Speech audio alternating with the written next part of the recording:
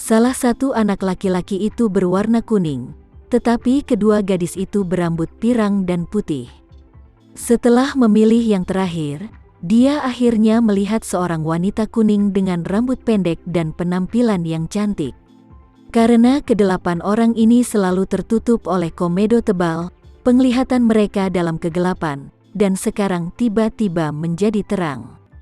Sekalipun hanya redup, bohlam membuat mereka terasa sangat menyilaukan, sehingga mereka semua tanpa sadar menutupi cahaya di depan dengan tangan mereka.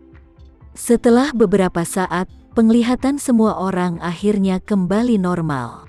Yang membuat mereka takut adalah di depan mereka berdiri seorang pria berpakaian seperti teroris standar dengan topeng hitam di kepalanya. Pria itu juga memegang AK-47 di tangannya, yang terlihat seperti gangster. Tama Renza memandang gadis kuning yang terlihat seperti Asia Tenggara dan bertanya langsung, "Apakah kamu, Melba Hartono?" Begitu kata-kata itu diucapkan, tubuh gadis itu tiba-tiba bergerak-gerak. Dia menatap Tama Renza dan tanpa sadar bertanya, "Bagaimana kau mengenalku?" Tama Renza mengulurkan tangannya untuk melepas topeng, dan berkata dengan ringan, "Aku dipercayakan oleh ayahmu untuk membawamu pulang." Begitu kata-kata ini keluar, Melba bak disambar petir.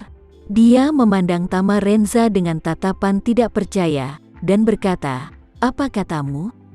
Ayahku mempercayakanmu untuk membawaku pulang? Bagaimana dia tahu bahwa saya ada di sini? Dan kenapa kamu di sini? Apakah kamu bagian dari oposisi bersenjata?" Tama Renza sedikit tersenyum, "Nona Melba, kamu memiliki terlalu banyak pertanyaan. Tetapi aku dapat memberitahumu dengan jelas bahwa aku bukan dari oposisi bersenjata. Aku menerima titipan ayahmu beberapa jam yang lalu, jadi aku bergegas dari Indonesia hanya untukmu." Pada saat ini, seorang laki-laki kuning berbicara dengan kaget dan berkata, Bagaimana ini mungkin dari saat kita ditangkap sampai sekarang? Tapi ini hanya tidak lebih dari setengah hari. Dalam waktu sesingkat itu, kamu bisa tidak mengejar dari Indonesia sama sekali." Tama Renza tersenyum dan berkata, "Apa yang menurutmu tidak mungkin sebenarnya tidak mustahil." Setelah berbicara, dia melihat ke arah Melba dan berkata dengan ringan, "Waktu hampir habis. Aku akan menyiapkan gugatan oposisi untukmu sebentar lagi. Setelah kamu memakainya, ikuti aku." Melba berseru dan bertanya, "Lalu, bagaimana dengan teman-temanku?" Tama Renza mengangkat bahu dan berkata, "Aku tidak memiliki cara yang baik untuk menyelamatkan kalian semua saat ini, jadi kau ikut aku dulu. Dan aku akan mengirimmu ke tempat yang menurutku aman dulu. Jika kondisi memungkinkan, ku dapat mempertimbangkan untuk kembali lagi untuk menyelamatkan orang lain." Pada saat ini, seorang pria berambut pirang berseru, "Aku pikir kamu pembohong. Ada 1 atau 2.000 pasukan oposisi yang ditempatkan di sini. Bagaimana kamu bisa menyelamatkan kami?" Tama Renza mengangguk dan berkata, "Apa yang kamu katakan benar. Aku tidak bisa menyelamatkanmu, jadi tetaplah di sini dengan jujur." Ketika pria pirang itu mendengar ini, dia mendengus dingin dan berkata dengan marah, "Aku tidak membutuhkanmu untuk menyelamatkanku. Ada begitu banyak penjaga di luar. Jika aku pergi denganmu, aku akan dipukuli hingga menjadi sarang lebah oleh senapan mesin. Aku lebih suka tinggal, tenang dan menunggu pasukanku dari negaraku untuk menyelamatkanku. Mungkin mereka akan segera menyetujui permintaan oposisi, atau mengirim tim SEAL untuk menyelamatkan kita." "Iya, itu betul," gadis pirang lainnya berkata, "US Navy SEAL kami adalah pasukan khusus teratas di dunia. Mereka sudah terbiasa melakukan tugas tersulit di seluruh dunia, termasuk membunuh teroris di titik manapun di bumi. Kekuatan ini tidak terlalu banyak. Aku yakin mereka akan datang untuk menyelamatkan kita." Tama Renza tersenyum dan berkata, "Bagaimana kamu tahu bahwa Amerika Serikat akan mengirim Navy SEAL untuk menyelamatkanmu? Siapa yang memberimu kepercayaan diri?" Seorang anak laki-laki Amerika dengan panel gelap di sebelahnya berkata tanpa ragu-ragu, "Kami di Amerika Serikat selalu kuat dan tidak akan mengizinkan angkatan bersenjata asing untuk menyakiti warga kami. Juga, jangan lupa bahwa kami memiliki banyak sekali pangkalan militer di seluruh dunia, dan ada beberapa di Timur Tengah saja. Turki, negara tetangga di Suriah Utara, memiliki beberapa pangkalan militer kami. Di Arab Saudi dekat Suriah Selatan juga memiliki pangkalan militer kami. Jadi, mereka kemungkinan akan mengirim Navy-SEAL dari kedua negara ini untuk menyelamatkan kita." Ketika Tamarenza mendengar ini, dia tidak bisa membantu tetapi berseru, "Aku menemukan bahwa kamu semua sangat ahli dalam hal itu. Kamu bisa berbicara bahasa Indonesia juga. Apakah kamu mempelajarinya secara khusus?" Bocah India Amerika lainnya berkata dengan bangga, "Sejujurnya, kami semua adalah siswa terbaik di Amerika Serikat. Setiap orang memiliki beberapa gelar master dan doktoral. Setiap orang mahir dalam beberapa bahasa, dan kami dapat berbicara bahasa Indonesia. Apalagi Jepang, Prancis, Jerman, semuanya."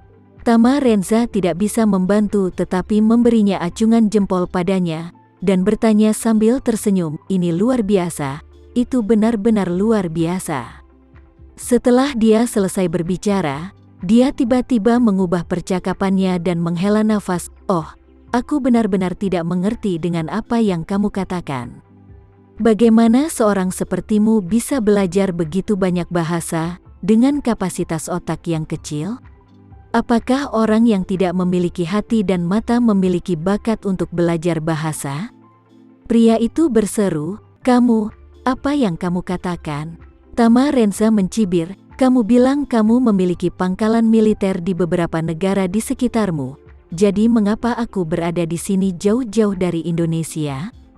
Sealmu sangat dekat, tetapi mereka belum datang untuk membawamu. Bagaimana dengan itu?" Mendengar pertanyaan Tamarenza, anak laki-laki itu berseru dan membalas, "Pertama-tama, aku sama sekali tidak percaya kamu berasal dari Indonesia, karena ini tidak realistis." Setelah berbicara, dia memandang semua orang dan berkata dengan sangat serius, "Setiap orang telah mempelajari geografi dunia dan geografi Indonesia juga. Kalian semua pasti tahu jarak antara Indonesia dan tempat ini. Jika kamu terbang dari bagian tengah Indonesia, jarak garis lurus setidaknya 6.000 km, bukan? Jika kamu terbang dari wilayah barat Indonesia, jarak garis lurus tidak akan kurang dari 5.000 km. Tamarenza mengacungkan jempol dan berkata sambil tersenyum, "Kamu sangat pintar.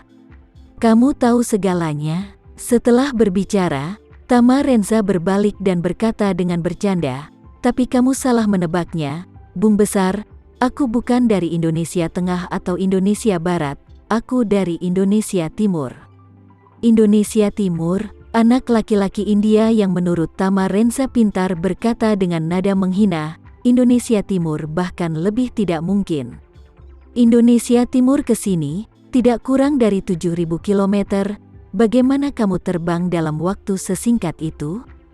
Kamu naik roket?" Saat dia berkata, dia mencibir lagi. Selanjutnya, seperti yang diketahui semua orang, Suriah belum melanjutkan navigasi karena perang. Jika kamu ingin pergi dari Indonesia ke Suriah, kamu harus terbang ke negara tetangga terlebih dahulu, lalu transfer ke transportasi darat.